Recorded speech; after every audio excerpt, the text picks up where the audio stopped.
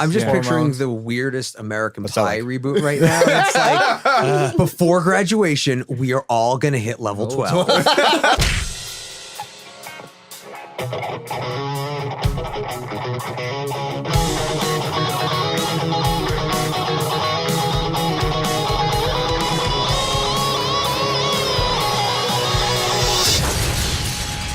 Nerd On.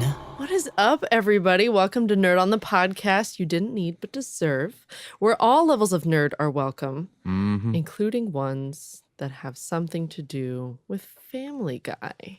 Wow, way to lead the question. I know. I want to get straight to the point today just because we're going to be covering a lot of topics today. We have a special guest with us today. This is Dan Peck. Hello. And I guess we should also probably say who the hosts are. Maybe. Nah, this is my show now. Oh, well. Welcome to Dan On. Dan On. Dan on for all of your Dan needs of any level. Oh, my God. I like it. Amazing. I am Caitlin. Ollie.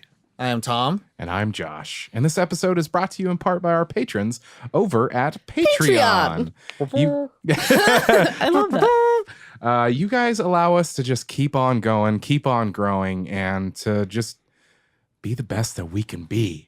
If you are new to Patreon is essentially a membership service that you can subscribe to Nerd On, where you get all sorts of juicy bits like bonus episodes, early access to episodes, Discord server, early access to merch. There's a lot of good stuff that's going on over there. Juicy bits in there. Juicy Check it out. Juicy bits. Another piece of housekeeping, Corey is not going to be in this episode. Again, due to some family stuff, but again, he is not dead. He will be back. He's on a plane with John Candy. Mm-hmm. Oh, We are holding it down here at Nerd On HQ. So he's going to be 2 weeks. Yes. Show must go on. Yes, the show must go on. But as we spoke before, Family Guy is reaching a 20. Yeah, last week was Last week? Last week Yeah. was oh my its gosh. 20th. So it's 1999. a little momentous that we have someone who's part of the family. Of the Guy. Family Guy. He's a guy. I guy am family. a Family Guy guy. Yes. Yeah. But we will also be talking about RPGs. Mm-hmm. Where all levels of nerd are welcome. Those who like Family Guy and those who like RPGs and those who like both. We're just mixing. We're just mixing all of it. It's a big old melting pot of nerddom. So, Dan, if you can indulge us or some of the uninitiated, who are you? What do you do? How did we get you? I love your shirt. It's a NASA nerd shirt. Yes, thank you. Yeah. So I wish I could take credit for the design of this one, but I'm just simply a merchant. No, I purchased it. I'm not a merchant. I purchased it and I wear it around, and people at Target tell me they like it. So you're a that's cool. promoter of it. Nice. So what do you do? I am a writer's assistant on Family Guy. What that means is my job is I sit in the writer's room with our staff, and I have two other writer's assistants because we have a very large staff, and often we split into smaller groups. And I'm essentially the helmsman. I sit at the keyboard, I sit at the mouse, and I am the court stenographer of the insane asylum. Oh my It's God. So they say write that down, and you're All like, the- all yep. the they don't even say shortcuts. write that down. It's just like aside, like I don't get like every like side conversation, but like when the jokes are flying, it's my job to transcribe it onto the screen. Okay. Wow.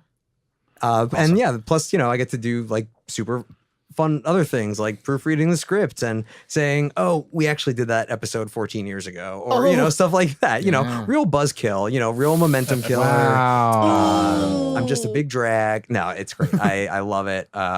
Just, being in the writer's room of Family Guy is no joke, high school me's dream come true. That wasn't really proper grammar, but we're gonna go with it anyway. I know what you're saying. Yeah. High school me, Yeah. The show High debuted. school me's. Yeah, the show debuted 20 Professional years ago. writer, Dan Peck. And But you do have credit as a writer Yes. on one of the episodes. Yes, so. I wrote an episode aired a couple years ago called Bookie of the Year. And I've actually written another one, which is in very early stage of production right now, and that'll be. Yeah, thanks, Caitlin. That we can say.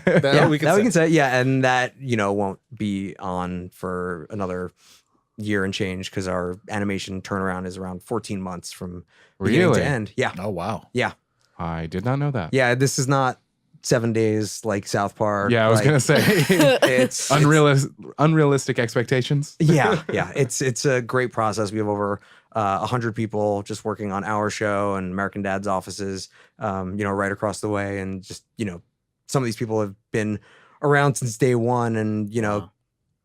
we are a well-oiled machine. It's like, Awesome. there's no resting on your laurels, even at the 20-year mark. And it's just a pleasure to go every day because, no matter what's going on in my life, I get to say to myself, I think I'll go to Family Guy today. It's just, Yeah. That's so cool. it's just a dream. And how long have you been on it now? I've been there just shy of 7 years. I was on the spin-off, The Cleveland Show, beforehand. And there was actually 1 year I was working on both shows because of the long production schedule. I was basically finishing out the remainder episodes of The Cleveland Show while still working on Family Guy. That was a very busy year. I can only imagine. But so I've been in the McFarlane verse, for lack of a better term, because I guess we couldn't call it the McFarlane Cinematic Universe because MCU is already taken. Oh my God. You just say MCEU. I was going to say Extended. the NICU. But yeah, so I've been there for over 10 years now. Wow. But you also do things outside of. Nope, that's it. I okay. just live and Oh. play. All I No. do. Interesting. No, any tabletop, any things that you get involved You in? have Feels podcasts, kinda you've got relevant things like to that. RPGs. I've got so many things. So my biggest ongoing project is that I am a cast member on a live stream for Starfinder. It's through Saving Throw, but this season, because we just came back for season 2, we are sponsored by and are now streaming on the official Paizo channel Tuesday nights, twitch.tv/official Paizo. And Paizo, of course, is the publisher of Pathfinder and Starfinder, and they've been Nice. incredibly supportive, and it's just, great to be back. We're on, like I said, we're on our second season. So cool. As I said in Nice. the first episode this year, we now have more seasons than Firefly. Yeah. Oh, my good job. It's a deep cut. Good job. Shout out to Joss. Yeah. Oh. But on that My show, heart hurts. I know, mine too. Mine too. But on that show, because the game is both a sci-fi and fantasy setting combined into one, which is why I really love it. I play an android named Twill, who is a former pro gamer who got bored of basically fake adventures online, and they decided to hop on the first ship out of there and just landed themselves in the middle of basically a Les war. Mis like revolution and Yeah. lost. So Oh. Oh wow. now, Fuck yeah. they're on the run. Oh, dang. And then you're also doing Doctor Who. Yes. By the time this episode airs, we'll have 2 episodes of the game of Rassilon available on all podcasts. Wherever podcasts can be heard. Yeah, exactly. Put it in your ears and let your brain digest it. Nice. True. I like that. Yeah, so it's a Doctor Who role-playing game, live play, and that's the game published by Cubicle 7. And we've now aired 2 episodes in which I play Travis, a human companion of the Doctor from the year 1998, who was suddenly displaced from his job as a librarian and found himself in a world greater than he ever hoped for. I always And love Doctor and Who, like anything and everything. So Yeah. I'm invested. Is this perhaps the '98 version of yourself?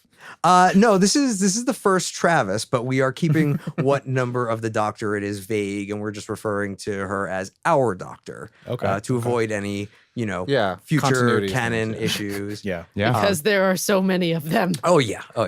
But the game of Rassilon actually started as a live event that our GM Ben Padden was Shout out. running at Gallifrey 1, which is coming up very shortly. It's the biggest Doctor Who convention, I think, in all of North America.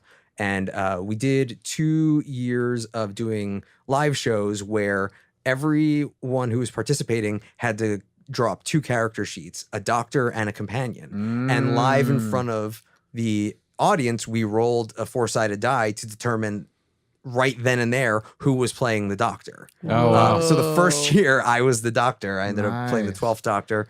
And yeah, this year we're going to be doing it again with our full Game of Rassilon cast. But we're going to be sticking to our live show format of where we're going to have character. companion from the show and doctor from the show, and we will determine that it'll be outside of our show's Canon, yeah. This will Nice. be like an event. Yeah. Awesome. Awesome. Nice. So how did we get you on the show, and how did that How happen? did we meet? Is How- what he's trying to How ask. did that happen? How did this I come met- to be? The three gentlemen in this room. Oh, it feels like ages ago. Wow. I know. Tell the story. I walked into Nerd on HQ and they said, sit here. And they put a microphone in my face. But I have known Caitlin for quite a few years. There it is. Yeah. There's the real reason. Thank you. She wants the credit right now. Of course. Through a mutual friend. Hi, Chris. And Hello. And we just, what can I say? We're besties. Sometimes you meet people and you're like, I'm going to be friends with that person. And that is what happened. Was this like 2 days ago? No, this was how many years 3 ago years now? ago now, I think. 3 years. Yeah. Yeah. What was the We- venue? Draw me the landscape. Give me Oh the my- campaign. Dan, help. It was our friend's birthday party. Okay. Yeah. And I was like, okay. Yeah. And then you had some life events going on, and I was around for some of those life events. And then I saw you at Gallifrey 1 last year because Yes. I was working there for a corset vendor. Oh. And yeah, we've just She wouldn't kind let me of- try on any of the corsets. But they have some good hats sometimes. he just wanted to leave with it. So that was part of the why Oh. I couldn't, That's stealing. How much Dan. are these corsets? Wear this out. Huh? How much are some of these corsets? Oh lordy. They're like around 200. Well, that's why I want to leave with them too. Yeah. Yeah. Yeah. I mean they're beautiful. So And they had- made my waistline look fantastic. yes, anyone who wears them looks fantastic. But yeah, so we just he's showed me. I got to sit on a table reading once Yes. at for Family Guy things. Yeah, we love having people come to the table reads because we get real read. feedback from our audience because, for the most part, it's the crew, gathered into the The conference same room. people. Yeah, but it's hearing always the great same to jokes. get fresh laugh. No, it's hopefully new jokes, but yeah. Not from 14 years ago. Yeah. Right. Callbacks, they're called. When you know each other's humor well enough, though, you don't respond in the same way, like Yeah. as a fresh set of ears. Yeah. So basically, the laziest way I impress people is by inviting them to table reads. Ah. Well, I was impressed Yes, it worked. both with that and with your friendship because you are a nice person. Thank you, as are you. And I'm sure I will grow to know and love everyone else on this podcast Hopefully. by the end of this episode. I've been known to be the grandpa. The sometimes. grandpa. The grandpa. The old man. Grandpa grumpy Tom. one. And then I'm going to ask, where so you're pretty active on the Twitter. You're pretty active in the nerd cultures. Where did we had an episode of talking about where our nerd tree started. Where did yours? Oh God, my origin story. Yes. Good old fashioned origin story. Yeah. I mean, this is the like character sheet aspect. Joseph Campbell's You gotta hero's journey. totally. Show us the very first one. yeah. I mean, it was a very young age. It was just I immediately latched onto Spider-Man at just like such a young You just age. made Tom so happy. He's got a Venom shirt on. Yeah. Just I mean, God, it was just like it wasn't everything, but I feel like I feel like between Spider-Man and the original NES is where my nerddom sprung from. I have a very quick story. When the NES was making its debut in North America, they were having mall tours to like showcase it, to be like, oh, this is something you should buy. And I'm originally from the East Coast, and one of the players on the New York Mets was going to be at the mall to show off Nintendo baseball. And so my dad, who didn't care about video games, but cared deeply about the Mets, dressed a 3-year-old head to toe little Dan in Mets apparel. We went to the event, and my dad put me on his shoulder so I could see. And then they handed the microphone to Mookie Wilson, who was the player, and they said, "All right, we're gonna get one lucky kid up here to play Nintendo baseball against Mookie Wilson." And Mookie sees me in head to toe Mets gear. He's like, course. "Let's get that kid up here." So I blame Mookie Wilson for my video game addiction. Nice. Dang. Mr. Wilson and your dad. Yeah. Wow. Well, I can blame my dad for plenty of stuff. But Mookie Wilson can only take the blame for my video game addiction. But that was my calling, I think. That was Nice. That was the true origin story. That's quite the origin story. Thank you. Yeah. Dang. So I'd Spider-Man say. and Nintendo. Do you have a preference of which Spider-Man?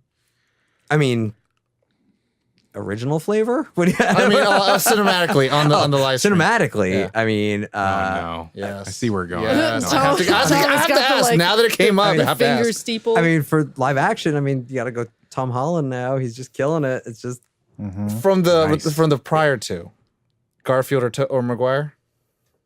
I have to go Maguire Okay. because He's so happy right oh, now. good. I'm glad. We have an episode, one of our original episodes. Shout out to Nerd On. It was called #NotMySpiderMan, and it was We just this, hashed out. We just talked about the So now he asks this, and it's very loaded. the fact that you like Spider-Man. I'm like, I will say The Amazing Spider-Man 2 is not only the only Marvel movie that I didn't see opening weekend, I didn't see it in the theater. wow. Wow. That's all I'm going to say about Yeah, it. exactly. That's all I'm gonna say. Like, In I'm not gonna association get on with this path. Marvel. In association with. So, okay, so you had mentioned, since you work with Family Guy, you were saying that your high school you is like, oh my God. Mm-hmm. So your fandom of what you work on started In high school. in high school. Yeah, 20 years ago. Yeah, watching Family Guy then. So now bringing it back to an adult, how did you get started into the Family Guy universe? What was the path that led you McFarlane there? universe? It was a long path, to be perfectly honest. I went to college for television production because I knew I wanted to be in the television industry. After I graduated, I moved to LA a month later from the East Coast. Whoa. Like, it was just like, I knew I was doing this. I had already Yeah. spent a semester in LA because my school had a program with that. Oh, that's nice. Got out here and said yes to every television job that was offered to me. And my very first TV job was on a reality show that got canceled after its first episode. And Yeah. it was That good, huh? Please tell me about it. Okay. Because if it was canceled after one episode, it had to have been Okay. pure gold. So it was called The Will. It was I'm already hooked. Oh, It was about a group of family members who were competing for $1 million cattle ranch that their patriarch of their family would leave to them when he dies. what? Yeah. It was Okay. 19-hour days in, blistering heat. It was also like really close to a wildfire when it was happening, which Oh, is no. a perfect metaphor. Oh, no. But Fire's coming. I do. Okay, this is my defining Hollywood story, and I've told this before. And if I ever write my book, this will be chapter 1. So this is a Yes. little preview of the audiobook of my wow, own. okay. wow. Nice. So I was so as reality shows film 24 hours a day. It's like just part of the nature. It's just, stuff is happening at all hours. So I was working an overnight shift and we're filming at this mansion, and the crew was not allowed to use the bathrooms in the mansion. There was essentially a porta potty trailer. And so one of the people I worked for said, hey, the toilet in the men's room is clogged. Oh, no. And these were not real toilets. So he said, There's a hole. well, for more or less. So he said, For lack of a better word. yeah, he told me, go out back and grab the shit stick and fix the toilet. Oh, and it's dark back there, so don't grab the wrong end. So, no. yeah, honest to God, here's what I did. I found a pair of gloves. I found as much light as I could. I found the shit stick. I grabbed the correct end and I did God. my job the whole time thinking it'll never get worse than this. And it's true. It never got worse than that moment. It was like, if I could get through this, then no matter what else is thrown at me, I think I'll be ready. Yeah. So I Ever worked on since that. then. Yeah, ever since Ever then. Like, since then, it's been an up and up. This is the gauntlet. for yeah. you. And it's like, I bounced from show to show for years, shows that never made it past the pilot, shows that only ran, 6 episodes here, 13 episodes there. And it was just a matter of just put my work ethic out there, put my name out there. And I was working on a show at Fox that unfortunately got canceled, but I made a lot of friends while I was working there who worked for the studio. So when the Cleveland show was staffing up, they knew that I wanted to go into animation. So they said, hey, we're going to throw your resume and the rest is history. Nice. That's awesome. Dang. Very cool. Thank That you. is awesome. That's miss- really I miss like Cleveland show. the LA story that you want to hear of like you really busted ass and came out, from somewhere else, came here and then like made it work. Yeah. Yeah. It And- takes time. Yeah. Mhm. How long were you out here before like Cleveland Show Family Guy happened? That was about 4 years. 4 years. Yeah, so I was just like honestly, I would just have my cell phone set to ring as loud as possible because sometimes I get a call 6 a.m. say, "Hey, can you be at this show in an hour because we got your resume?" I'm like, "Okay." So Wow. Wow. Dedication. It really does take that. Well, it's like you got to be committed to the work, so when the door actually opens up, you can actually answer the call. Yeah. So yeah, that's really it's the telltale. Oh, telltale. Speaking of the episode that you worked on, Bookie of the Year, there's a lot of things that in there to notice, but also it's like how do you go about like tackling a music number and then an A plot and a B plot, but also like there's a lot of references with culture and then noticing things in the background like, oh look, there's like superhero stuff. So I mean I know there's like animation design stuff, but it's like how does that go all into that play? well, I mean, TV writing is a team sport, which is kind of really why I like it. I mean, I have nothing but respect for people who can sit in a room and write a feature length script. I mean, that's like there's no more daunting task. So when you have a staff of writers, especially one as large as we have, because with the animation process taking as long as it does, we essentially have 35 episodes in production at various stages of animation at all times. Nice. So that's why we have such a large staff. It's because like a group can be working on one episode while another group is working on another episode and so on and so forth. So when an idea for an episode is originally pitched, and the stories in my episode were not ones that I had pitched, I was just assigned, but I did like them and I tried to make them my own. We spend as much time as we need figuring out what are the story beats and do they work. I mean, we've gotten to the point where we'll have spent 3 days discussing the story and we're just like, we can't crack this nut, and you have to kind of salvage what you can, but you kind of move on. And so what we do whenever we have a new episode is we think, what is the A story? And we have big dry erase boards in the writer's room and, have it act 1, act 2, act 3. The acts are separated by commercial breaks for the layman's listening. Shout out to the layman's. Yeah. What's up, layman's? But yeah, so we really just go like, what are all the story beats for act 1? What are the story beats for act 2? What act 3? And we tweak it, we work it, or see what works, what doesn't work, until ultimately we have both the A story and the B story laid out. And then the writer of the episode will then take 2 days and write an outline, which is, paragraph or 2 for each scene of the episode. And then that's turned in, and the executive producers will give story notes in case something's just not working. It's one of the best times to catch if there's any glaring plot holes or anything like that, because once it's written or animated, it's a lot harder To fix. Yeah, exactly. Yeah. So we put a lot of work into Preparation. exactly on the front end where Yeah, because change once is it's easier. animated, like getting it reanimated is not going to be. Well, you can't just go erase it. And Oh resell yeah, it? no, just hit the Wow. animate button and it fixes itself. Yeah. Can't put like a filter on it. If only. Wow. Can't use Photoshop. He's over there like, no. No, you He's so cannot. quiet. If you were like, across from me, I would slap you. No. Well, I mean, to be fair, I really the artists on our show are magnificent, Of and I course. don't know a thing that they do because they are just on a higher level than I am. So shout out to everyone who's listening. Yeah, shout out to artists. Well, it's like all the framework that goes into it too. So it's like once something changes, like now all that's gone. Yeah. And it's like you take out whole days and weeks to just fix one word or one Context for like following scenes and With with your specific episodes that you have written yourself, was it like we're gonna give you a bone, or was it like it was kind of like your time, like you got to? How does that work to go from writer's assistant to like, oh, here we're gonna give you this Writer. assignment?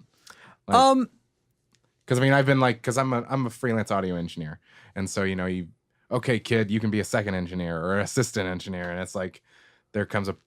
I'm just curious about like in your world, like how that kind of works. Sure. I mean, like a lot of, free time when I had it was dedicated to writing spec scripts so that people could read how I write and, Yeah. both original stuff and also taking episodes of shows that are on the air and writing your own script of it so you can show people, oh, I can not only write in my voice, but if I were to be working on another show, I could write in the show's voice. Yeah. On top of that, I work with very supportive writers, and this isn't true at every show, and it's, I don't take it for granted in the least, but every so often I would pitch a joke. Not everything, in fact, mostly everything doesn't go in an episode, but it kind of like they let me play in the That's grown-up fun. pool sometimes. I'm at the And- big kids table. Yeah, exactly. And so, yeah, it definitely felt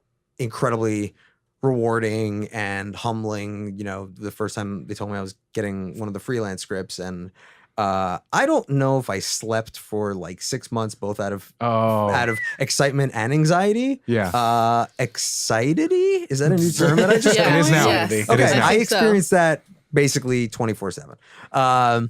Excitement. Excitement. Excitement. Oh, Oh, yeah. that's good. That's Oh, good. let's put excitement in the zeitgeist. That's hard to say. It's a good one. Oh my God. But yeah, so it's nothing I could ever set my watch to, but I knew it was an opportunity, and I was not going to squander that under any circumstance. Yeah. Mhm. It's like, this is it. This is it. Little Dan. Oh yeah. Past Dan is like, do it. Oh yeah. Speaking of, recently you're on Twitter every once in a while, and you mentioned how the younger version of yourself and the adult version of yourself are coalescing as you're watching or waiting for Rent on TV. What was the final verdict of this showing? I haven't watched it yet. Let's Okay. put it that way. All right. Um, What's your excitement with it? You had some experience of being as a kid. Oh, I was a full-on Rent head. I was like, I was in 9th grade when that show like first started becoming a thing, and I only lived 45 minutes from New York City, so I actually got to see it twice with the original cast, except I Nice. never saw Idina Wow. Menzel. That's dope. Both times she wasn't there. Oh, sad. And I was a full-on theater kid, so all of my friends, we were just like, I could still probably, if I needed to, like from start to finish, do the entirety of the show if I needed to. So nice. I just haven't watched it yet. Let's call it that. So you're excited for all these like now on stage performances going to like live television performances? It's kind of a mixed feeling. Like there's kind of like nothing like sitting in the audience of a show. Yeah. And there's a little bit of a disconnect, I think, when you watch it on TV, even with the best production. Yeah. Like last year, NBC did Jesus Christ Superstar, and I've seen that show a trillion times, and it was great, but I was very aware I was on my couch watching it and not in Yeah. the theater. Yeah, And you're Well, not. You're having an They're organic. also Very different. producing it like pretty heavily after the fact, Yeah. right? So, and with Rent, they're doing that again, like a 48-hour turnaround or something. Like, Well, it wasn't live because the actor playing Roger broke his foot. Yeah. oh, In Yeah, so it was between the day final after dress or something rehearsal like that. and the live airing, and they don't have understudies for the live shows, so they had to use some of the pre-filmed, this is for dress rehearsal footage to work around that. wow. People were a little miffed about that. I can Yeah. imagine. Yeah, say the Twitter nailed it best when they said that the cast came out at the start of the show with an intro explaining what was happening, and they said, unfortunately, it's not going to be live entirely. And then they ended it by saying the show's tagline, "No day but today." And Twitter pointed out, well, there is another day besides today. So, not my joke, but man, that sometimes the internet gets it right, and they got that. They got that spot on. No kidding. Jeez. There is nothing about being in the. I just saw this past last week. I saw Wicked for the first time, and I went to theater school for college, and it's these like live performances live On Put that TV. on Quotes, TV. quotes. It's quotes. That there is nothing that can take away from the live theater experience. It's just and just as an actor myself of like being in that live experience, like you just never know what's going to happen. It's like wondering what's going on. What like, reactions you're gonna get? Yeah. What's the tempo and the volume? Yeah. the audiences are different, so I'm wondering like how the actors feel about that kind of thing, because you don't have. I mean, I wouldn't be surprised if there's like an in-studio audience, but they don't have the world audience of like, what are we getting? What kind of Yeah. energy are we getting from that? So Yeah. it's interesting. I can't even imagine like being a post-production person on that. Yeah. Especially for Rent, because Rent is like a little bit longer than it's got a little more going on than Jesus Christ Superstar. Yeah. So in a bit. and Depends on how you design it and whatnot. Yeah. True, but having the weight of like having to mix everything correctly Yeah. after the fact, I would think would be very And to have such harrowing. a well-known title that's coming to the little screens. Yeah. So you got nerdy things coming out of you everywhere. Theater stuff, games. I do like being a Renaissance nerd, but it is just overwhelming because I just need to just relax sometimes. Yeah. It's hard to be cultured in everything. But does it, knowing and having all those things, having, I would call like a richer childhood or upbringing, help with, the day-to-day of writing? Oh, absolutely. Like, does it help you with, like, does it make better references for you? Or are you just like, oh, we could throw this little nugget in there? Or it just gives me more to pull from. It's like, it's less, a lot of times, and this, this is not just because I work there and I'm defending it. A lot of times people, will accuse Family Guy of having random humor, but like I can assure you, it is very finely honed randomness.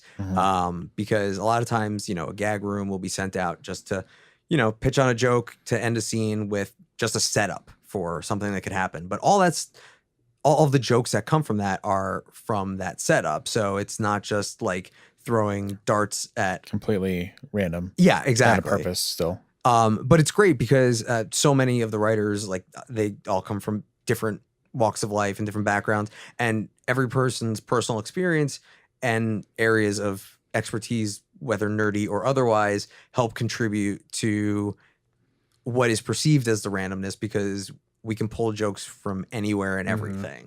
And I think that was a really big revolutionary thing when it first came out, was like, it was just the jokes per second. It was so fast, and all the action, as well as like the sounds of punching and all the craziness. I actually have a lot of friends who are like, I have to watch this movie or I have to watch the show. They're like, why? And I was like, because I don't understand this reference in Family Guy. And I was like, well, good. Go watch the thing. Because and it's funny because it's like, it's like, it's fart jokes, it's penis jokes, but it's like, some people say that's lowbrow comedy, but there's a lot of things that it's just like, oh, that's pretty highbrow. It's like, that's actually a really interesting topic that they talked about. It's like, that's a pretty political thing around the world right now. Yeah. So it's like, man, there's a lot of stuff that and the thing I love about it, it doesn't wait for you. It doesn't have to reiterate it. It's like, you got it or you don't got it. And it just moves on to the next one. Well, and that's an interesting thing to say too, where it's like, oh, that's a really, politically relevant thing right now, when one episode is, you said 14 months in advance. So like, how? Well, we try to keep it. So how? We try to keep it at, this is going to be the weirdest saying I may have ever said in my life. We try to keep it as broadly specific as possible. Yep, I get that 100%. That makes sense. So the episode that aired a couple of weeks ago was Peter gets hired by the Trump White House to, basically work for him, and they fight. Yeah, and we knew at the beginning of like the breaking of that story, we're not going to be the first ones to make these jokes. So part of it was leaving room for last minute changes for things, but at the same time, look for new angles for jokes that will hopefully still be fresh by the time the episode airs. And we really lucked out with a lot of it, because when we initially wrote it, there were some more topical jokes in it, but by the time Patrick Megan, who was the writer of the episode, wrote the first draft and we actually read it at the table read, like, unfortunately, because the news cycle was so rapid, like, people we referenced weren't even working there anymore. So we had to do a lot of like last minute, hilarious, like changing, like Scaramucci or something. Putting Sarah Huckabee Sanders in it in place of what's his face? Right. I can't Diane or something like that. Yeah. But so we left room for changes like that to be made. And one of the last minute ones, and our showrunners actually talked to one of the media outlets, that may have been Entertainment Weekly, about it. But there was a joke about Roger Stone in it that 2 weeks before that was a Mike Flynn joke that we very last minute, and again, great on all the animators and everyone who works on the show to just tweak the character design. And we had someone revoice the lines, but it was like, wow. Yeah, it was. That's what happens. You got to do what you got to do. Yeah, I mean, we took a chance, and it I think it paid off. How fast do those like quote unquote last minute changes happen in? Like to have to fix things.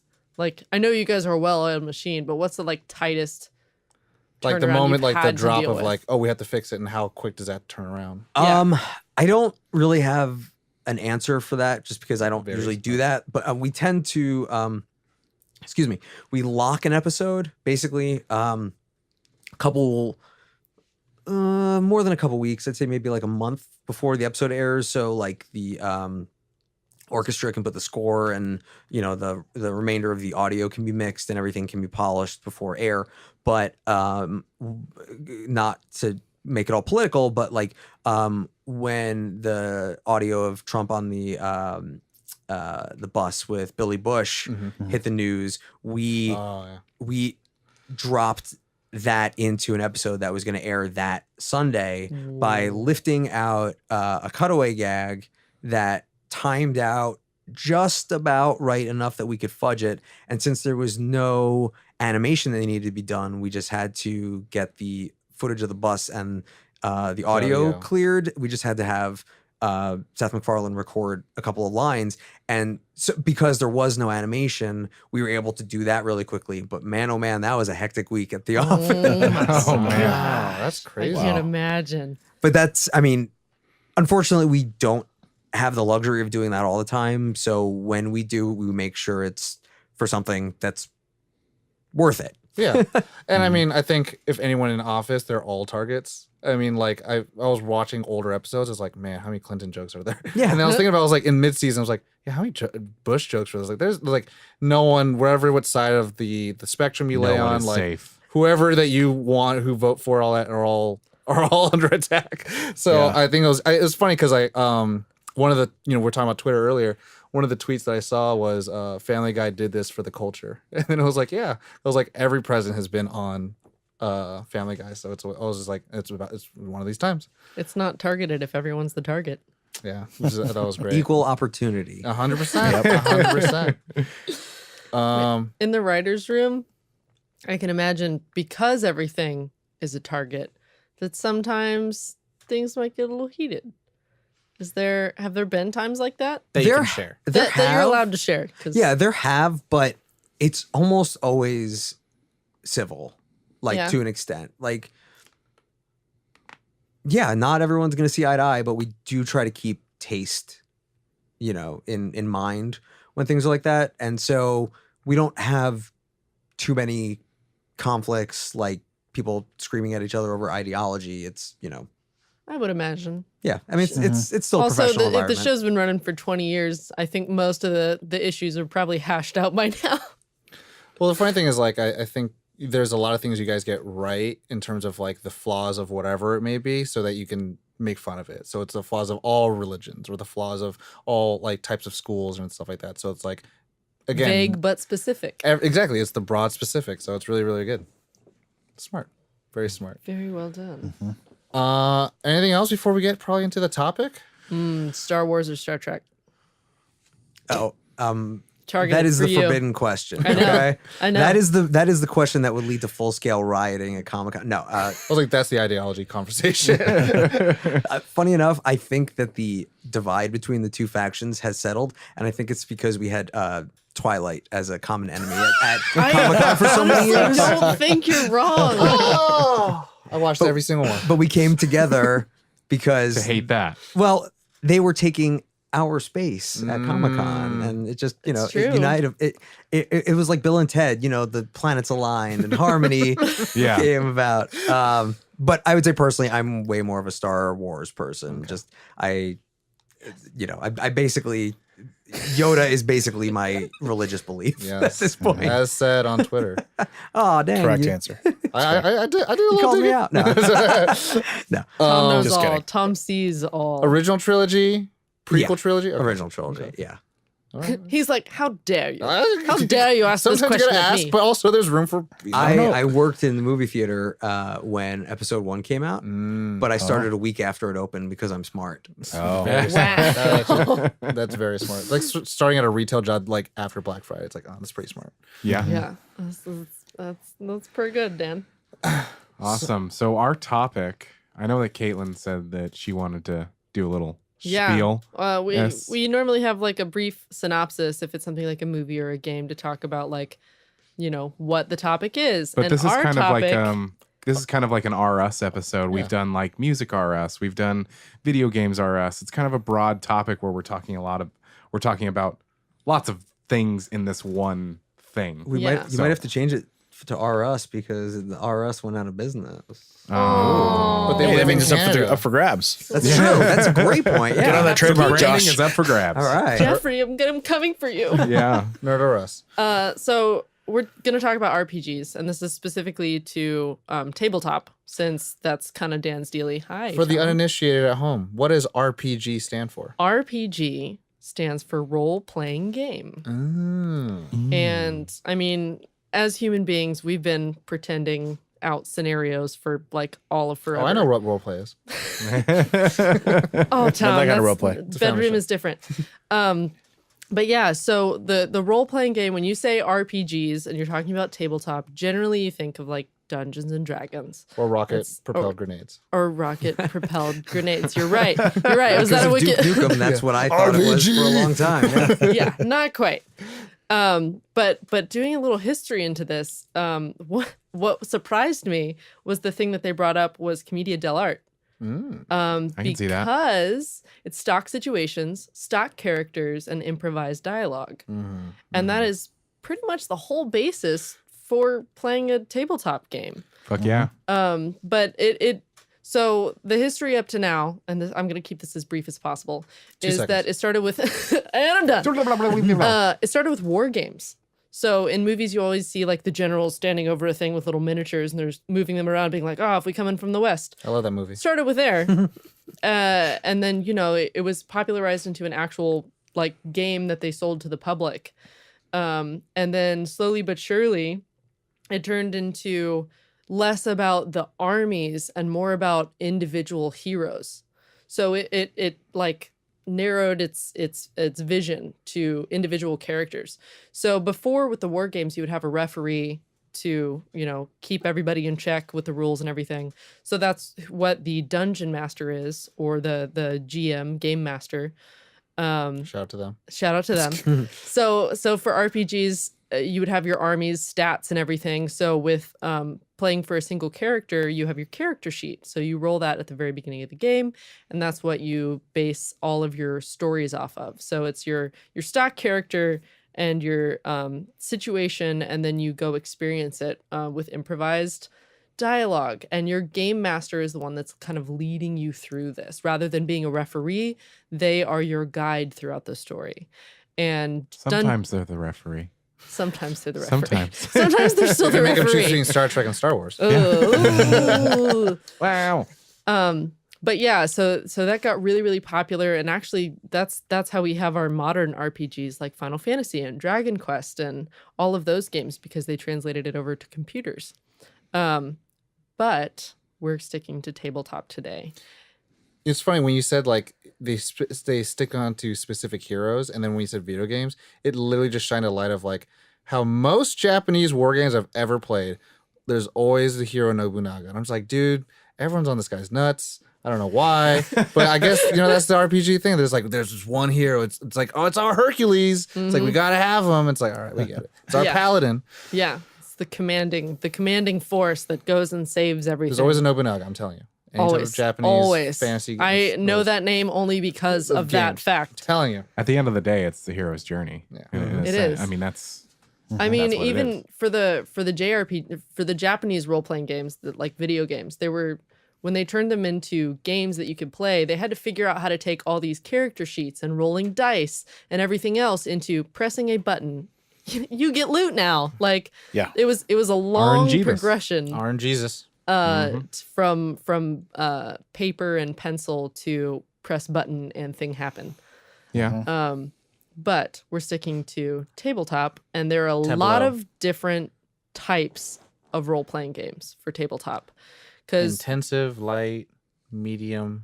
you can do like a single one-off story where you're just going to play for like maybe a couple hours. You have long-standing campaigns. Some people I know have been playing a game for 10 years. Yeah. There was a video that I Wow. saw of a guy has basically a D&D game that is just still going, and it's been going for years and years and years, and sometimes people call in. It's the same game, it just changes like location or the scenario, but it's the same game. Yeah. And it's crazy. When I was in high school, one of my friends, shout out to Charlie, he listens. Shout out. He's also a heroic animist. He watches us on Twitch. Oh, okay. Oh, hey. He literally, since I've known him freshman year of high school, he's like, I can't hang out on Sundays. I'm like, why? He's like, we're playing D&D. And he'd be like ashamed of it at first because he was a fucking nerd and we were in high school and we liked girls and we were like, ah. But then later on when we like just realized like fucking being nerds When you awesome. became enlightened. Well, it's like being nerds is awesome, and that's gonna like get us our careers and shit. Like by the time we get to college, he's like, nah, I got Sundays. I gotta go kill some dragons. I'm like, okay, you do your thing, bro. But then every once in a while, I'll be like, can you fucking not kill dragons this week? Can you hang out with the bros? And he's like, I gotta go kill some dragons. It's like I gotta Yeah, bro. work on my new character. Dedicated. For like 10 years, I've known him. He's like Sundays D&D with his family. I'm like, you know what? If it brings a family together, Oh, it's his family. it's his fam, That and is they would awesome. like they would like give him drinks and shit like that. Whoa. I'm like, that's what's up. You know, my parents would beat the shit out of me if I saw me drinking, but you know, Wow. I'm just jealous of a recurring schedule like that. It's like Sunday, and it's an all day thing. It's like you can't ask him to do shit. I've Wow. sadly never been a part of a game that I got to see the ending. Like, Yeah. sadly, we I have just, in the smaller campaigns. in the smaller campaigns, but it's I like guess it's insignificant. being part of The like, tabletop version, is that what you're talking about? Yeah. I wouldn't call that really. That's light. Yeah, this light. Light. Oh, It's it's light. like super light. Yeah. Super light. Regardless, it happened. It's true. It did happen. Irregardless. Irregardless. No, I've had like in high school, I was a part of like it lasted for a few months, but it never got to like it was ending. It epic just thing. unfortunately Disbanded. disbanded. And then I was part of one The a fellowship couple of years has ago, fallen. and that disbanded. And it's like Yeah. I never see the end. I want to see the end. I That's don't- not dissimilar from my experience. Yeah, Yeah. let's go through first and all role playing game experience. So Ali, please continue. Me. It was It is. Yes, Wow. Ollie. My name is Ollie, and I play RPGs. Hi, Yes. Ollie. I played, what did we play? It was like the starter pack for D&D. Nice. We got together.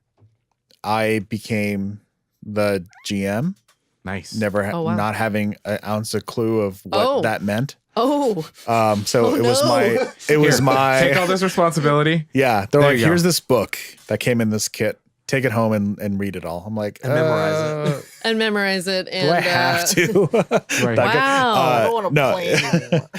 Well, Dang. yeah, I went and like I read it or read like most of it or the parts that I feel were like that's when important. somebody wants to play tag and they're like, but you get to be it first. Yeah, I don't want to be it. I don't Well, want I'm to the be it. fastest one, so that's okay. Watched some YouTube videos but still like struggled through it. We Well, of only course. met like 2 or 3 times and got nowhere. Yeah, that sounds Never made it out of right. the tavern. You guys met up at. yeah. Well, it didn't help that we had some people that I won't say their names Oh. that were not taking it like seriously, and not to be like Shout out to your not, bad friends. not that like you have to be a stick in the mud and like take it super seriously and not have fun, but like there's a degree of like, okay, participate in the role Dedication, playing yeah. aspects of this, please. You know, and don't just say that I'm gonna hang back here and get high. You guys go take out the cave. I'm just gonna sit Unless back it's here. for a character development like point. we It's like, ended up having to force it in that direction because that's the best we could do, but it wasn't a very pretty. It wasn't the best first experience as a dungeon master, not knowing what to do, and then having someone doing everything wrong to not help you learn it. Yeah. Oh you know. my god, But that was an isolated experience. But And that yet- was it. that's all. That's That's all my the only experience experience. you've had. Yeah. Aside from like Munchkin, if that counts, or oh, definitely. That's a good. Yeah. It does. That was a good. yeah. intro. So like, counts, Josh. and then I guess I should mention that I also I did not say anything. I should mention that I also invented one. I was I gonna guess say that counts. you developed a game, Yeah, my friend. We developed and mass produced and published a game called Destined Legends. Dan is like, You can check it out at destinedlegends.com. Shameless plug. But yeah, it's a card-based game, but we called it an RPG in the box. RPG in a box. That was our tagline for it. and you have a party of heroes. You fight creatures, you level up, and then you have to kind of skirmish and you get better weapons, stuff like that. So it was very much an RPG. He keeps telling us this, but we never get to stream it, so I'm very unhappy. Cool. Thanks for that, man. Thanks for that, Ollie. Douche and douche. It has opportunities to be better, Yeah. but it was fun to work on. Nice. It was like a couple years of just getting new ones printed at like the Kinkos and building decks, and then going playing with your friends and being like, "Hey, tell me what's wrong with this. Are you having fun?" So it was cool. That's awesome. Pour moi. I think Munchkin first. Munchkin was like my first ever one, but like my first like actual experience of like going in character sheet.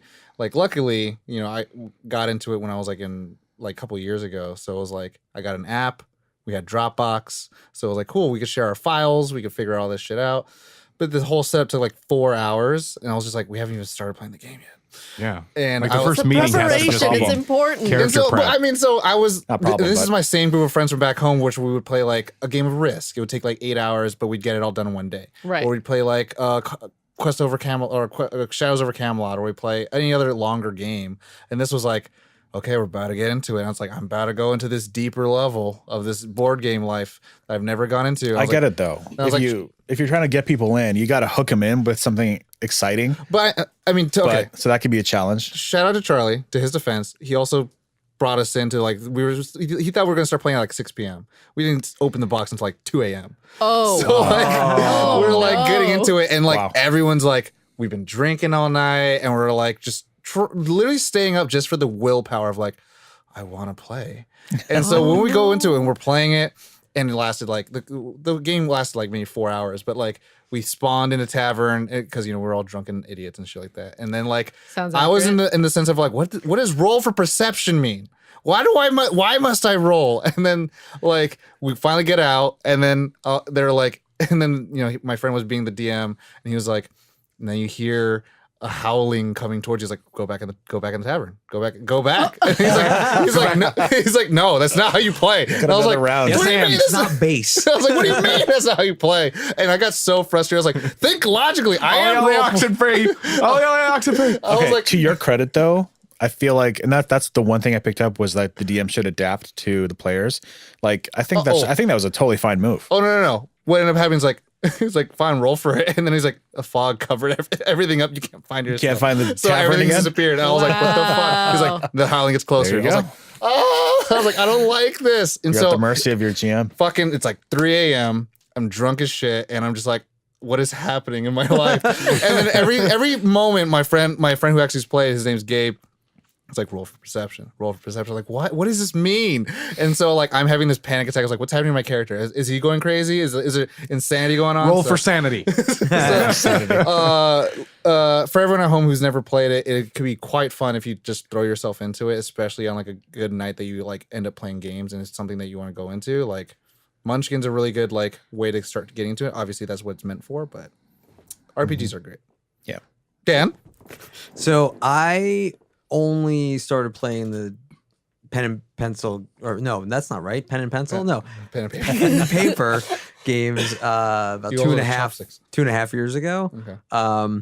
I had sort of like reintroduced board game nights amongst my group of friends, and I was like, and like for years people were like, "Oh, do you play Dungeons and Dragons?" And I was like, "No, it's like kind of that nerdy line I dare not cross." They're like, "You're such a nerd. You're a feel former you. theater Yeah. kid. It's like it couldn't be Right like up a your better alley. overlap." Yeah. Yeah, that was kind of my thing for whatever reason. Yeah. So I know.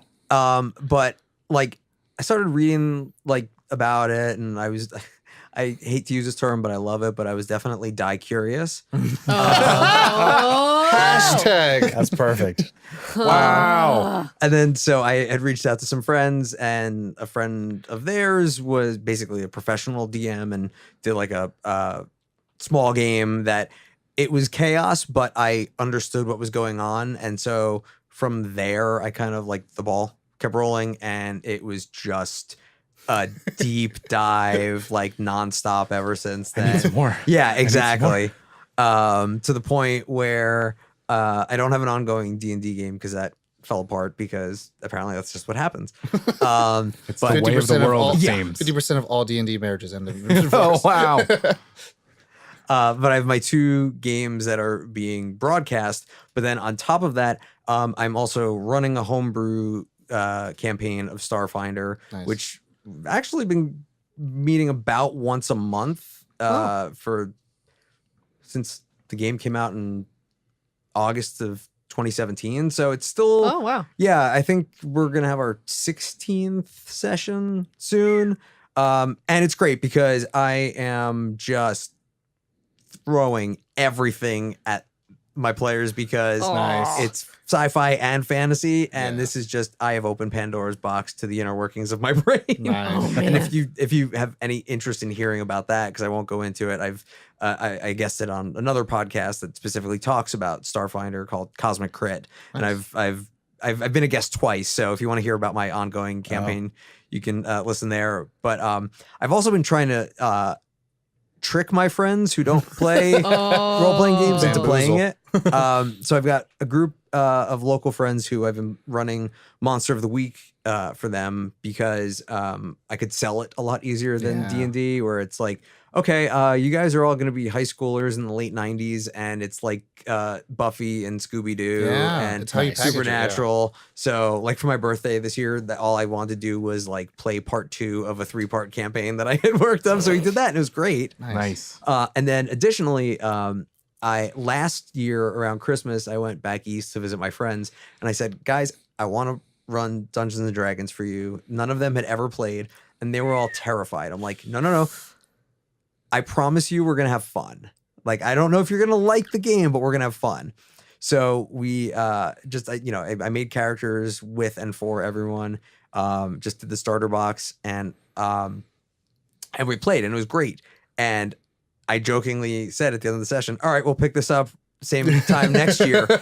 And we did this year. Nice. Yes. Oh, wow. And granted, they had completely forgotten who they were, like What even they their were character doing, names. yeah. But then once we started going, they're like, oh yeah, I remember this. So now we have, I guess it's an annual tradition at this point. Awesome. This will be the game that goes on forever. Oh yeah, they leveled up to level 2 near the end of that session. Nice. Wow. So, they're not even out of the starter town yet. That's awesome, though. But yeah, I got him. I got you guys. Nerds win You're again. over there going, excellent. The plan is working. Well, it also helped that like I bought them each dice sets, and like I actually painted Yeah, minis. you did, yeah. I painted minis for them Buttered this them year up a because I knew little what their bit. characters were. So I Oh, custom man. configured. I custom made minis for my friends too. Wow. Nice. Fucking nerds. My real friends, not you guys. Fucking nerds. Joshy Josh. So when it comes to pencil and paper RPGs, my first foray was D&D in like junior high school. Nerd. I know. And You I was a weren't cool. choir boy. yeah, you and I weren't was cool theater. with theater. Oh, okay. Yeah, I was a theater kid. Yeah. You had no hope. Cool is oozing out of you. I was going home from high school and playing Final Fantasy on my place. Anyway. Wow. Okay, so my friend's dad, Mark, he just was Shout out like, to Mark. we're going to play. Okay. And we got into it, and it was probably because we lived so close, we would just play every week or something like that. I don't remember, but it dwindled. We were going into high school, and it's like you got extracurricular activities, and you got stuff and things. Dating. I'm just Yeah. picturing Hormones. the weirdest American that Pie like? reboot right now. It's like before graduation, we are all gonna hit level 12. Nice. I Oh my god. want to see that movie.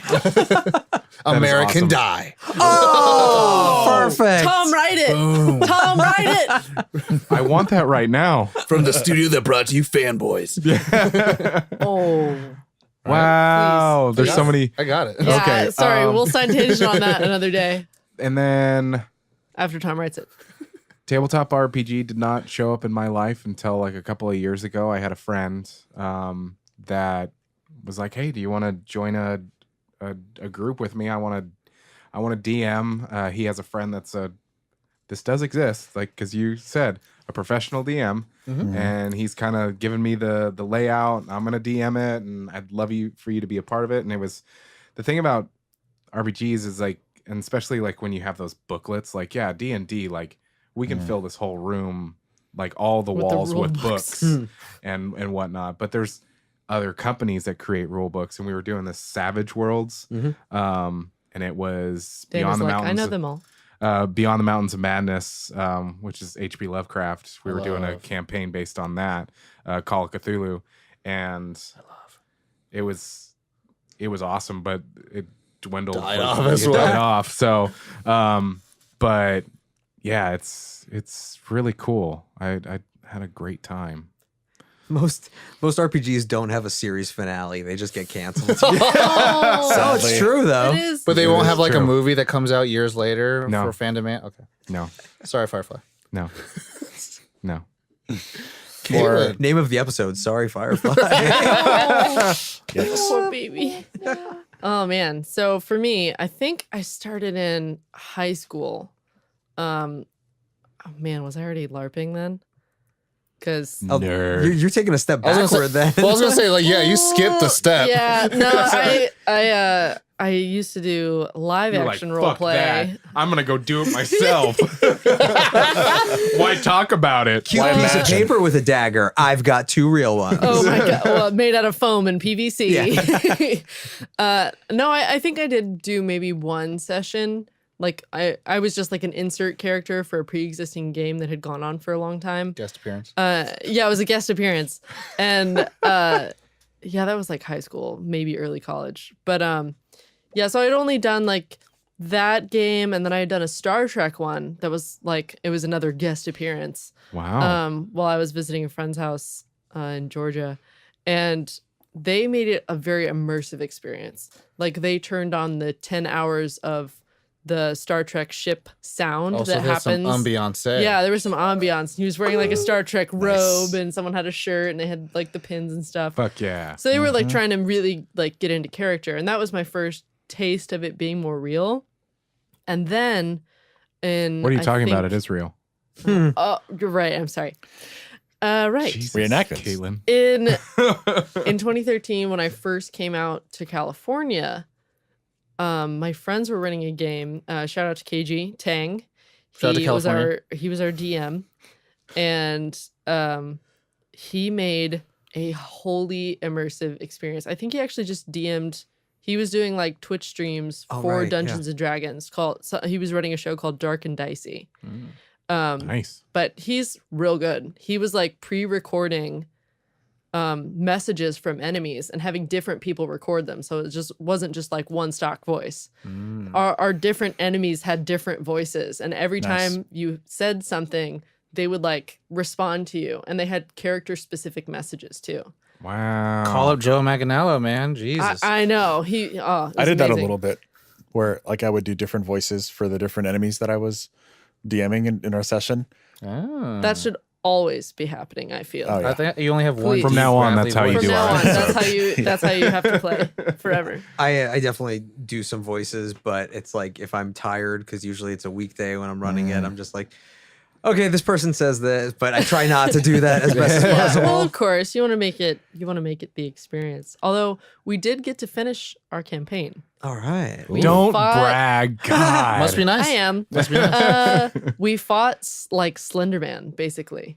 Wow. And because I am a dumb little cinnamon roll, and I say this in the most but affectionate I really way, like cinnamon rolls. Did you I go try to can- hug him or something? I tried to talk to him. Why? Numbnut? No, I figured, maybe you just try. I was like, Why "Can don't I you roll try for perception? talking to him?" And KG literally stops and goes, "Are you serious? I mean, are you sure?"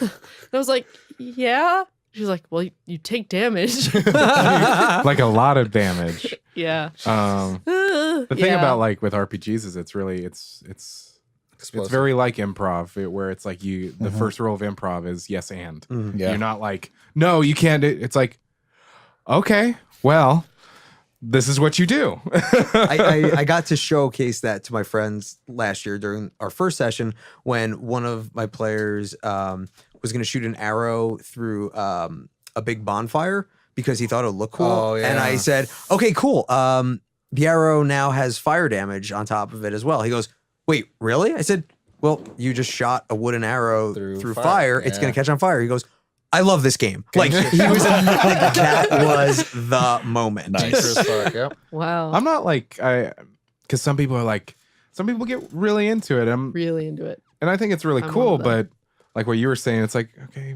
maybe it's a Tuesday night and I'm kind of tired.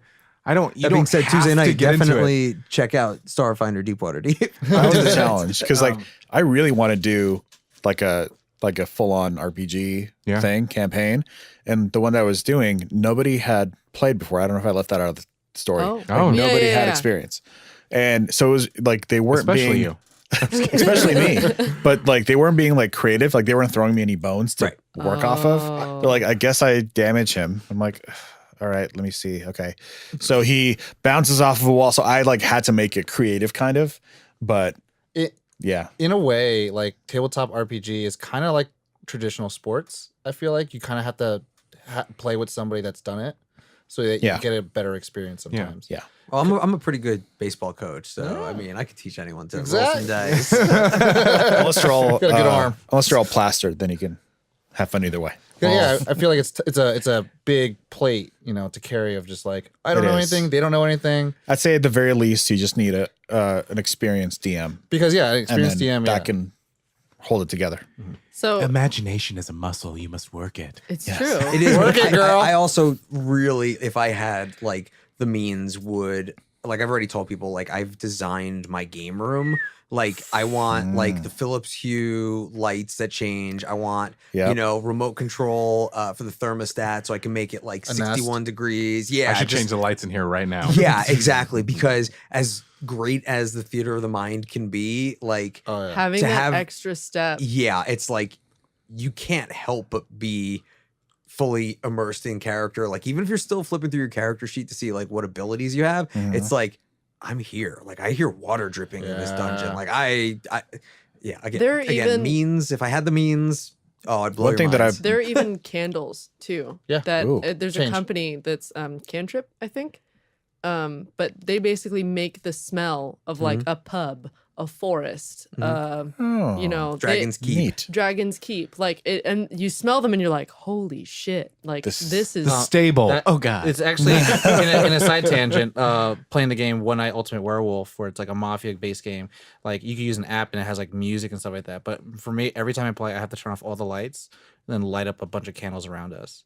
Because it's romantic. Yes, exactly. Yeah, that- I want to Sounds swim with a romantic bunch of my like guy D&D. friends. But yeah, and it's that kind of stuff where it's like now we're here. And Yeah. It's like, Well, like I've always wanted to do like a Star Trek role playing game. So- Like I feel like that would be really fun. So a bunch of HMIs behind us, and there's just lens flare everywhere. Exactly. Lens flares. It's like imagine if you had lens flares in real life. Okay. No, but to have like your lights here, you have red lights here for our recording session. If they were to like go off during like a red alert, like, yeah. that would be really epic. Hugh is getting more into like a lot more Letting that automation happen. in terms of like what you can do with it. Yeah. and Well, it's pretty yeah, cool. there's a thing with Alexa. You could say like intruder alert, and then like put all the volume to 100, and then like flash red lights. Oh man. So there's a lot of Yeah. stuff you can do. oh my god. You Okay, can't, I wanna- change it to computer, so you could be like computer status could. report. My Alexa's actually a computer. I totally want to know if you had time to learn everything, would you rather be a DM or a player or GM? I think I would rather be a player, or for a long while, because I haven't Gotten really to experience that. Yeah, I haven't gotten to experience that. It seems really fun. I think I would have fun coming up with like creative solutions, having fun with the dialogue with the other players. So I feel like I would want to be a player, at least at the beginning. Just because I went to school for writing and directing, and like if I knew where the campaign was supposed to go, I would probably want to GM or DM. Just because I'm like, I want to create the narrative, I want to create the conflicts and the drama and all that shit. But also like, I want to test the mettle of my heroes and be like, let's see them get through this and all that stuff. But then it's also kind of like, let's just throw a stupid plot device in here.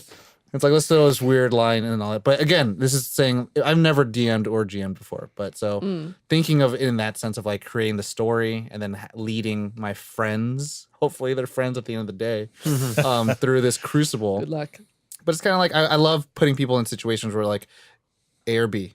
And then if they find a C, that's even better. I'd be Bonus the points player for C. constantly trying to find the C and the D and the E. So Yeah. you might not want to play with me. Well, because I don't do that to mess with whoever's running the game. It's just like, yeah, I could attack, but like as much as I love huge video games and stuff like that, like you are still constrained by what the game can do. Mm-hmm. And it's like, if I just want to like kill stuff, I'll play Skyrim. But if I want to like try to, ride on the back of an owl bear, through town, I need a tabletop game Yeah. for that, because Yeah. they don't program that kind of True, stuff true. necessarily. There was something when I was reading up about Japanese role playing games, like video games, that one of the creators was saying that we want the video game to feel like you're driving a car. You're not necessarily focused on the car, you're just focused on driving it and the experience of driving it. So that's, I think, what you're kind of talking about is like, you're just supposed to drive the car. But like, what if you want to surf on top of the car? Yeah. You're Or not if we're gonna go supposed to off do the that. road, Yeah, off the road. Sorry, yeah. or go But- in reverse. Or that. Yeah. But yeah, so I Or I light think the that's car what on we- fire. If you want to. Roll for Roll light the option car on C. fire. Roll So- for gasoline. So Dan, are you more for GM or are you more for player? It's a really hard question. I know, that's why I asked. I know. How dare you? How dare you ask Just the for hard-hitting you. question? I think I want to say player, but I think my ego is going to force me to say GM because I do like having the control of the narrative and, not control, but like, crafting the narrative. And it's like, yes, I'm trying to guide the players towards a story, but it's like, I also really like when they throw me a curve and it's just like, okay. Like during my last game, my players found themselves transported to a dungeon in the fairy plane, and they immediately encountered a guard and rolled really well to persuade them. So I had a giant map printed out at Staples, and I said, okay, he takes you to the throne room, and we just skipped the whole map. They're like, my players are like, oh my God, you did all this work. I said, yeah, but you rolled really well on your diplomacy check, so I'll use the map again. So Wow. our session ended a little early. That's That's kind of the thing, though, is like the GM is in control, quote unquote, but it's really the player's story. Yeah. Like, yeah, you might have your big main arc, but it doesn't really And sometimes matter. the die do decide it. Like I've played games where it had this big conflict plan. The GM was like, "Okay, guys, people might die today," and all that kind of stuff. Because Savage Worlds is a little bit savage, Wow. and huh. Savage. right. it is though. It's pretty savage. Like you're gonna get fucked up. And we had these. It happened so many times where it was this big thing that was gonna happen, and it's like, okay, roll for this or whatever, and it's like,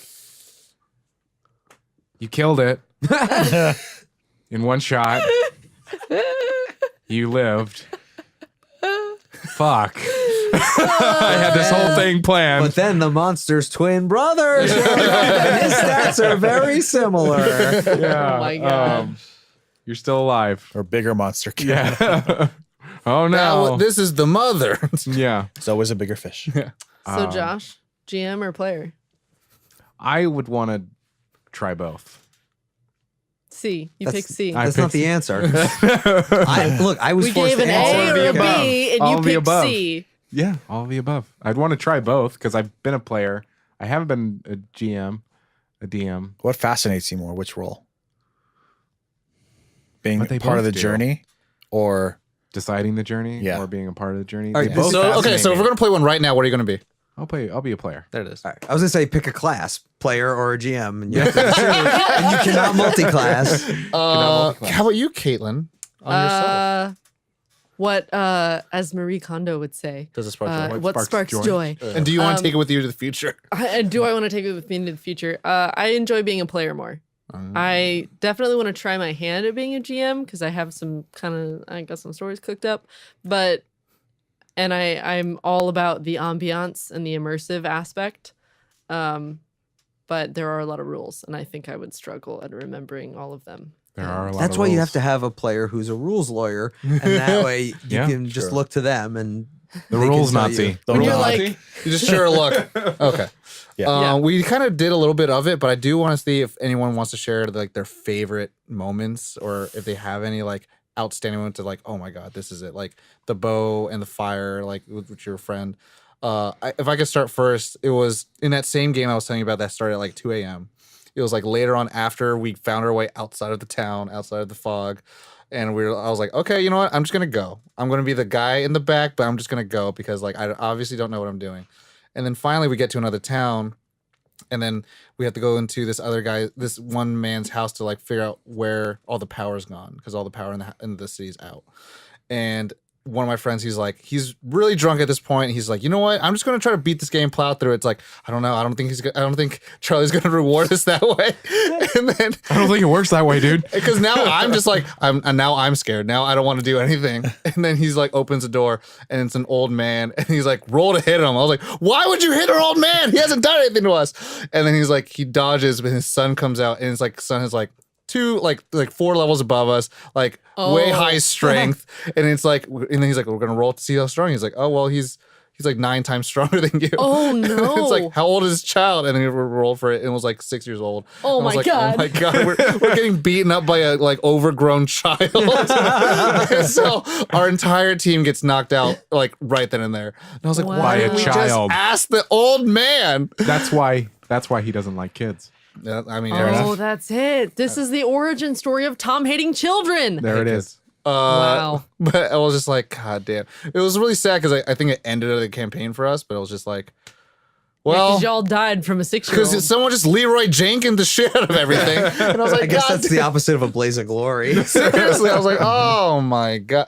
But I was like, man, I want to play again now with actual intention to like go through and be cunning about it. But that was Yeah. like my favorite moment. Anyone else? I don't have one, sadly. Not yet. Not yet. I mean, I do remember it's the same. It's the one that I was talking about. It is probably my favorite moment where we were going. There were these like henchmen that we were trying to steal this manuscript of this book, and we were in this old warehouse, and there were a bunch of them, and it just worked out that only 2 of us went, and it's like, he does that thing. So only 2 of you are gonna go? Yeah. Yeah. Okay. Wait, more people do you come. mean? More people come, please. Doors closing. And so we go to this warehouse, and I think I'm like hiding up top, and the other one's like gonna go and talk to him or whatever. And we get through it, and just our rolls were so high, and he was like, "You survived. Survived. You didn't take any damage. Great." Wow. And there were like 2 of us, like, and it worked. Like sometimes your rolls I are can just just like, picture the GM being like, "You survive," and you and your friend both putting your arms up and going, "Yay!" but yeah, that was just he was just so like disappointed. Like, All right. So At the you end of the causing day- someone else disappointment is your favorite moment. Okay, cool. yeah. And that's when well, you decided you should always split the party. And it's never backfired. Yeah. never. Every Never. horror movie ever. Dan? I was just like trying to sift through Yeah, like a all of lot them. of them. All Like of even them. though I haven't been playing that long, like there's just been a lot. But I think the standout moment was probably at the end of my first session running my home game of Starfinder, because it was not only a brand new game, but it was also the first time I ever GM'd. So like I Oh, wow. had done like a crazy amount of prep without knowing who my players were going to, who their characters were going to be yet. So I just designed basically an all-encompassing scenario where they were on like a luxury liner ship that was going down, and they had to get across Wow. the ship to the escape pods. And it was good. It was a good way to like introduce some of like the beginning of the rules and stuff like that. But they made it to the escape pods because it was designed that they were going to survive this. I had a backup in case I killed everyone, accidentally on the first Oops. thing. Yeah. Oh, that's what the name of the word file was. It was called Oops. So they get to the escape pods, and as they're flying away from the ship, they see that the ship is being attacked by basically like the equivalent of a giant space whale with these like monstrous tentacles. And wow. the escape pod gets hit by one of them, and they're careening out of control. So the NPC on board activates the emergency cryo features, and they wake up crash landed on a planet. And I said, who has the lowest constitution modifier? And whoever it was, I'm like, you're the last one to wake up. And so the NPC was like, check the data. we're 3 solar systems off course. Wow. And 2 years have passed. And that was the end of the first session. And my players were like, what? And I was like, I felt so satisfied. I was like, Next time. yeah, I was like, it had to be just something that was gonna like That's dope. Hook fit 'em. whatever the characters were. And it was like, I think I hooked him like at the end of our session 0 prologue. Wow. I aim for kind of like big cinematic Yeah. stuff like that while keeping it Yeah, on the yeah. characters. It's like the as basis of much. storytelling. So yeah. Yeah. That's awesome. The first time I made it through my first GM session, I think is my story. Nice. And they left, and you went, oh God. Thankfully, I did it. Big aside. yes, I mean yes. Thankfully, I had sort of like mapped out the first planet, like story wise, which was great because I didn't know how long anything was going to take. But I was like, all right, I made it through this first one. We got this. Smooth sailing from here. We can do it. Caitlin? Oh boy. I think what hooked me, because the first time I was playing with people that were like kind of drunk, kind of high, weren't super into it. Oh yeah, I was part of another thing that went for a couple sessions and then just disbanded because it wasn't It got canceled. gelling. Yeah, it got canceled. That's probably the same one Josh was in. Yeah, it was the same one. I think it was the one-off Star Trek session that really hooked me because I realized what it could be. I realized how immersive it could be and how much, like, when people actually fully dove into it, like, and the whole table's into it, there's just like that buzz going that, like, it's the same kind of feeling, kind of playing a video game, but that you're really in it. And that was what I think really got me. And it's funny that the immersiveness of that was just people pretending and a YouTube video that played on loop for 10 hours. Nice. But that was enough. Yeah. Yeah. Nice. I have one last question for Mr. Dan. Oh, that's me. Your character, Travis, Yes. is from 1998. Yes. He is in the Doctor Who game. He has a Game Boy, Yes, he does. and he has Pokemon Blue. Yes. But what was his starter? Oh God, what a great question. Wow. Okay, I'm just going gut instinct and going Squirtle. Okay. Good choice. Wow. I was like, Blue, he's probably going to pick Squirtle. but Yeah, I I mean, just gut instinct. Like, I mean, Charmander is like my favorite of them, but I mean, Squirtle. He's This Wow. was Squirtle's good Tom people. being the GM, setting up this like big question, and then you just like nailing it down immediately. sorry. Him No, going, it's totally Do fine. you want me to waffle for 10 minutes or so? oh Major choice. man, ooh. In the Game Boy, preference color? Yes. Pocket blue Okay. because I had/have one and I don't know where it is, so I ordered a new one. My sister has eBay. one. Wow. So I now have Travis's Game Boy in my possession. That's I do dope. not have a copy of Pokemon just yet. Just Yet. Yet. Yes. Yeah. He said with a raised eyebrow. So immersive. I want to ask one more question. Oh, okay. One more? How many one mores are we and gonna it do? needs to be like just a quick, like, what genre it would be, or like a type of what it would be. Oh. If you could create your own RPG, Yeah. Profitable. profitable. That's the category I I choose. appreciate that. We could potentially box it and sell it. Right. Print some books of it. What would you do? Ollie, go. Science fiction, far in the future, our own solar system. Destiny? Okay. There is an Expanse RPG coming out very soon that I'm very Oh, yeah? excited for. So there you go. There we go. No, not Destiny. Tom? Uh, Pokemon? Caitlin? No, I'm just kidding. it would probably be a superhero thing. Yeah. It Took happened. my answer. Sorry. Oh really? Yeah. Okay, if it helps, a DC thing. Good. Okay, Marvel. Because Acrobat is Batman. So. Yeah. I think it would be cool to be like a lost kind of like on an island kind Oh, of that thing. would be fun. kind of an interesting Yeah. thing to figure out. Then we get Joe on. Yeah. Megan L. Yeah. We find a hatch. Oh, a hatch. Maybe a smoke dragon Maybe there'd for be no some reason. numbers. Anyway. Previously on this question. Nice. Mine would probably be something to do with like reality jumping, because I'm very into that. Oh, so, okay. Like Nice. it Jumping would- into a it new would- reality? Huh? Isekai stuff? Like different dimensions? Different dimensions. Speak English. Yeah. Isekai is a genre? speak English. Learn it. It's like haiku. It's a genre. Learn it. But I'm the yeah, uncultured one. it would probably be like hopping through different realities and different like concepts of reality. So it wouldn't Spider-Verse. necessarily be. Yeah, it's kind of Spider-Verse. Yeah, nice. So that help? yeah, Ollie? It does. the Yes. concept of Spider-Verse. I But can yes, relate to that. That Nice. would be it for me. Now I feel complete. I feel complete. I feel complete. Yeah. What Dan, was your answer? it was kind of a lost. Oh, right. Like, yeah, I heard you say Island. that. Sorry. You can edit this part Everyone's out. Wolverine. They all have amnesia. Yeah. There's a writer's strike halfway through the campaign. Yeah. Yeah. Got it. Oh, Dan, thank you so much for joining us. Thank you for having me. This was a blast. do you have anything in particular that you want to plug? Yes, I do. This Give is a gonna little be shout out this too. is just totally shameless. So, Do it. like I said Please. before, Tuesday nights, twitch.tv/official Paizo, starting 7:30 p.m. Pacific time. That's Starfinder, Deepwater Deep. Then every other Wednesday is new episodes of the game of Rassilon, available on all services.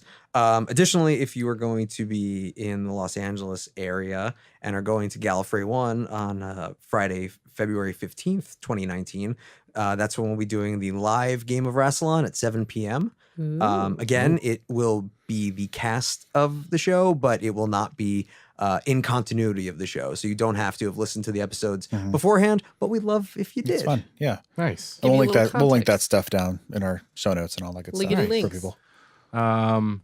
Everybody at home, thank you so much for listening. I know that we talk about Patreon all the time and how it supports our show, but you listening to the show supports our show as well. Those Yeah. that share the show with your friends, your families, your enemies, however you do it. Like us on all the things. Give like us us a on review, rate. Yeah. Literally every interaction helps. Yeah. So, and we appreciate the fact that you listened to this episode because that helps. Wherever you're doing it from. Slipping slant to our DMs and asking me about comic books. I like that shit. If you are new to Puts his Nerd nerd On, on. you can check us out on nerdon.tv. That is our website. Has all of the linky links. All the episodes are there. All of the stuff is there. One thing that is new is our newsletter. It goes out once a month, and it's yeah.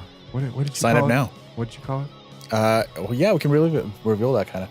It's the Nerd On Dispatch. Mm-hmm. That's going to be our monthly. It's a little peek behind what you know. People are busy. Life happens, and you would like a one-stop If you would shop like a for one-stop everything shop, Nerd On. yeah, to catch up on everything we've done that month, so you can catch up on some content. Last month we did a lot. We did a lot. We had Delivered- 5 bonus episodes Yeah, a alone lot. for Patreon. Delivered right to your nice little inbox. Imagine it like back in the 90s when you had TV guides. Yeah. Pretty much. It's Yeah. a Nerd on TV guide. We Nerd should on have called TV it guide. that. We should have probably called it that. Sweet. We also have another podcast, Trope Time. It is the first Monday of every month, hosted by our friends Izzy and Nikki. But yeah, again, thank you so much. Everybody Dan. at home, Thank you. yes, thank you so much for joining us, taking the time. As always, Nerd on. Yeah. You did it. I did it.